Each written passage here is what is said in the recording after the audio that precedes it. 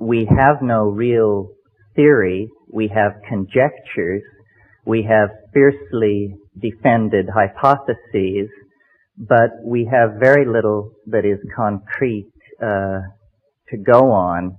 It's almost as though the issue of the UFO were an onion, and as we peel the layers of the onion, we discover when we get to the center that there is nothing there whatsoever left. One possibility that I suppose is now out of fashion because it wasn't mentioned here today, other than what Jacques said about ball lightning and plasmas, is that the UFOs are somehow natural phenomena, perhaps piezoelectric forces that have an ability to interact with the delicate electrochemical machinery of the human nervous system to create an impression of hallucination or visitation or abduction. That's one possibility. The more serious contenders as explanations, I think, fall into three categories. Is it us? Are we being visited? Or is there another tenant in the building that we are unaware of? And my own feeling about this tends to vacillate. I have had contact experiences. I have seen a UFO very close. I have met with entities from other dimensions, and it has not impelled me to take a strong position. I paid very close attention when these experiences were happening to me, and there always seem to be loose ends that argue against whatever hypothesis seems currently most attractive. And though Jacques didn't mention it today, I recall in his book, The Invisible College, he stressed the absurdity that seems to attend the contact experience, that if the contactee will truly tell the unvarnished truth, then there will be elements in the story which will make the contactee look like a moron. In other words, the invalidation of the experience is an inimical part of its structure, almost as though the entities were saying, well, you may tell this story if you wish, but if you tell it truthfully, you'll be taken for a fool.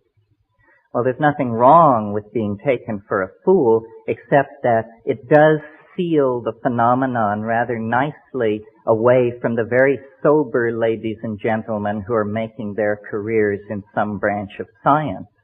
They are not interested in investigating the kinky, the anecdotal, the possibly pathological.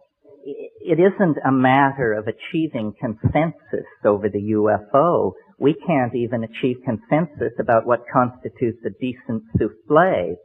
So this passionate desire to drag us all under the umbrella of a single explanation is, I think, missing the point. To my mind, if the UFO phenomena is something arising out of the superego of the human psychic organization, then we should ask why.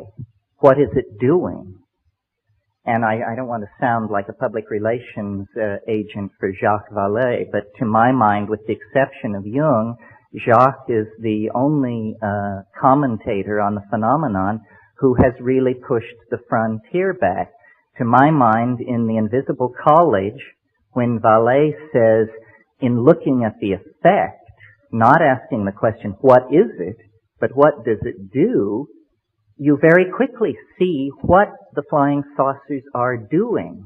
What they are doing is eroding faith in science. They are an antidote to the scientific paradigm that has evolved over the past 400 years and which has led us to the brink of global catastrophe.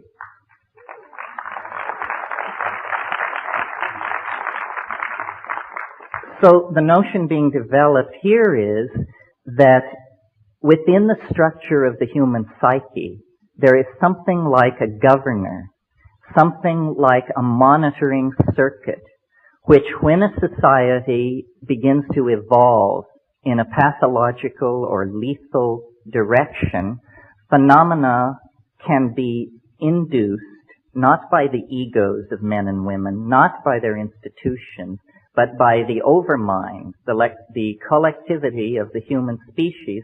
Phenomena can be induced which are so corrosive to the ideologies currently in place that their underpinnings are cut away, their validity is called into question, and their programs for social development and control are invalidated and destroyed. Rationalism, scientific technology, which began and came out of the scholasticism of the Middle Ages and the quite legitimate wish to glorify God through an appreciation of His natural world, turned into a kind of demonic pact, a kind of descent into the underworld, a nekeia, if you will, leading to the present cultural and political impasse that involves massive stockpiles of atomic weapons, huge propagandized populations cut off from any knowledge of their real histories, male-dominated organizations plying their message of lethal destruction and inevitable historical advance. And into this situation comes suddenly an anomaly, something which cannot be explained. I believe that that is the purpose of the UFO, to inject uncertainty into the male-dominated, paternalistic, rational, solar myth under which we are suffering.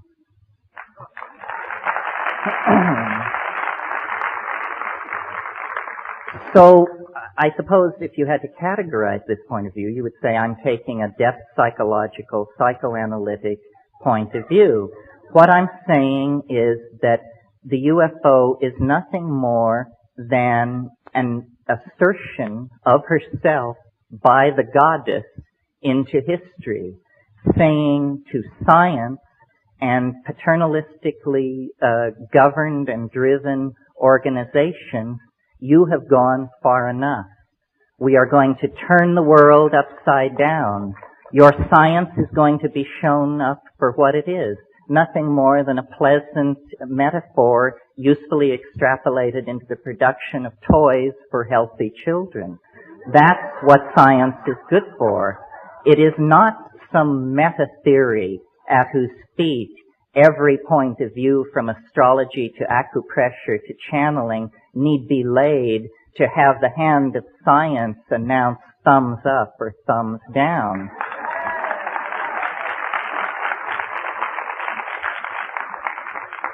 Now there is another possibility which can be dovetailed into the first. It is that it is not so much the oversoul or the superego of the human species which is responsible for stopping scientific masculine paternalism in its tracks, but rather that, unbeknownst to self-absorbed and myopic human beings, we have always shared, or at least for a very long period of time, have shared this planet with another intelligent species, another entity, which may have been perfectly content to allow us to abide in our ignorance of its presence until the point where it came to its awareness that our style was toxifying, ruining, raping, and perverting the planet. And at that point, this thing springs into action with similar end results as the previous scenario, the invocation of the superego. It's astonishing to me that in the 45 years that the UFO, are we being visited question has been kicked around, I have never seen in any UFO book or publication the suggestion made that if we believe we are being visited by organic, intelligent life forms from some other dimension or place in the galaxy, then we should very, very thoroughly examine the ecology of this planet for traces of its presence. What assurance do we have that the several million life forms that we know to exist on this planet all evolved here? Do we have any assurance? There are ways to gain that assurance by doing comparative DNA sequencing and this sort of thing. Some of you may know my own position, or one of my positions, which is that plants and fungi containing psychoactive compounds are extremely viable candidates for extraterrestrial intruders into the environment of this planet. And this is not to put down Whitley's story, which is a very interesting story, but had he prefaced his story with the comment that before it all happened he took 5 grams of mushrooms, I doubt he could have sold it to his mother. Because in the world where mushrooms and other psychedelic plants are imbibed, such stories are commonplace. It's no big deal. So I'm always amused by UFO investigators and compilers of data who will tell you, well, the first thing we did is we got rid of all the stories told by anybody who was intoxicated on anything. It seems to me that move has probably absolutely precluded any possibility of understanding what is going on. You see, culture is something that we wear like clothes. And we're very much at ease with culture. Our mind is very much at ease with culture.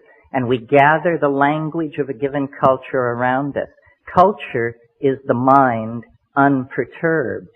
When a shaman or an ecstatic visionary goes into the wilderness and through ordeal or yogic practice or breath control or the taking of a psychoactive substance perturbs the mind, then we see what the mind is out naked, undressed from the clothing of language and convention. That's why I've made this point over and over again. There will not be a serious discussion of the origin of UFOs, or for that matter, of the nature of consciousness itself, until we leave the utterly culture-bound, provincial, and hick-like attitude that science has foisted on us about perturbing the mind. Without the use of psychedelic substances, I think solving the UFO dilemma is going to be as thankless a task as attempting to understand the nature of the universe without availing yourself of the use of a telescope. It is simply tying our hands behind our backs. Now, there is a third possibility, which is the one that is the more commonly entertained notion, which is simply that we are being observed by intelligent life forms that evolved somewhere else in the galaxy. They have quarantined our planet to keep us from being agitated by their presence, and they will eventually reveal themselves.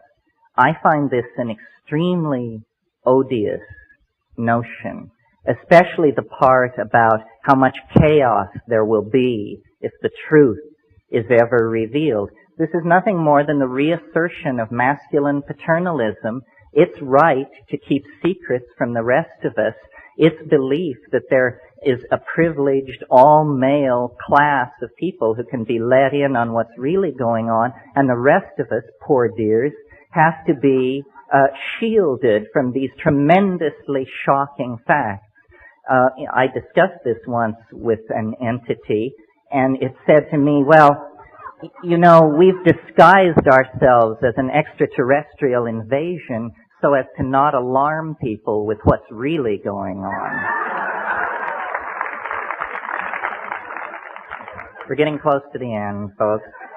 There is a fourth possibility, which I mention only in the interest of thoroughness, which is that these entities and their vehicles are not spacecraft at all, but are in some sense time craft, and that we may be the tremendous sense of empathy with these quite physically unusual beings may arise out of the fact that we're looking into the faces of our great-great-great-grandchildren, who may be emanating back through time, carrying the message, a message about some sort of future event or situation that lies many centuries downstream from us, but that is of such import that from that point, agents are moving backward and possibly forward through time, spreading the news of some kind of mode shift. This doesn't seem to me to be impossible. However, based on my own experience, which is what I think this thing really comes down to, because what we have in the UFO issue is an official position supported by scientists, whether they be Neanderthal right-wingers or doctrinaire Marxists or whatever, a conspiracy of consensus against the personal experiences of individual human beings who are told, well, what you're saying happened to you can't have happened. You are insane, you are mentally ill, you are mistaken. So what we really have here is a political issue. Which do you believe? Your perceptions, memories, and expectations aided by your intellect, or some kind of utterly abstract, official, doctrinaire, sexist philosophy laid on from above? So I think really what the saucers do, if you accept their presence, is they empower us. They empower us to see science for the shell game that it is, to see the past 400 years of Western culture for the pathetic narrowing of the spectrum of allowable phenomena that it is, to the point where people think that if you can't bang on something with a hammer, it isn't real, which to me is just wild talk. I can't even imagine where that this thing is coming from. So I think, and I'll just leave you with this final thought, that in lieu of the repression, and it is a repression throughout this century, of legitimately available ways of exploring the modalities of consciousness, and by that I mean psychoactive compounds, the repression of those compounds and their use by science has created a neurotic energy dynamic in the mass psyche. And the mass psyche has begun to hallucinate because the destiny of human beings is to live in the imagination in the hands of the goddess. And wherever that thrust is impeded, psychopathy will result. There will be neurosis. There will be psychic epidemic. There will be confusion. So I believe that until we form a resolution to conduct an unfettered and mature exploration of the human psychology using all the tools available to us, that the skies of Earth will continue to be haunted by flying saucers. They will continue to be haunted by flying saucers and their denizens because they are symbols of our infantilism, of our sense of loss, of our incompleteness. And we can heal that breach by simply recognizing that the true mystery lies within us. The true mystery is in the mind, and its historical promise is the transformation of our society through the abandonment of reason as it has been narrowly defined by this extremely solar, masculine, paternalistic, materialistic legacy that we are the victims of. What then is to be done? Tolstoy's question. Once we reach this level of admitting the phenomenon, experiencing the phenomenon, trying to talk with each other about it, what is to be done? How are we to translate the message coming from the other side into a concrete reality that works for all of us? Or is that a good thing? And my take on this, which is nothing more than my take on it, is that what we are involved in and with in the UFO phenomenon is an extremely poignant and intense effort to end our alienation from the unconscious, that we can no longer have the luxury of an unconscious portion of the human psyche, that is an artifact of the childhood of our species, and that in fact the ending of childhood, anticipated brilliantly in Arthur C. Clarke's novel Childhood's End, the ending of childhood is what we are experiencing in relationship to the alien archetype. As a species, we are coming into a kind of pubescent awareness of the presence of the other. Our childish historical concerns that were self-directed and self-indulgent no longer satisfy, and a deep kind of yearning has come upon the species, a yearning for the confirmation of the presence of an other, in the same way that an adolescent child becomes aware of and develops an extremely intense, highly charged, and ambivalent attitude toward the opposite sex. I think we are discovering in our own psychic structure the potential, the possibility of a relationship with an intelligent species outside ourselves, and this raises for us all the tensions, all the issues that accompany an adolescent love affair.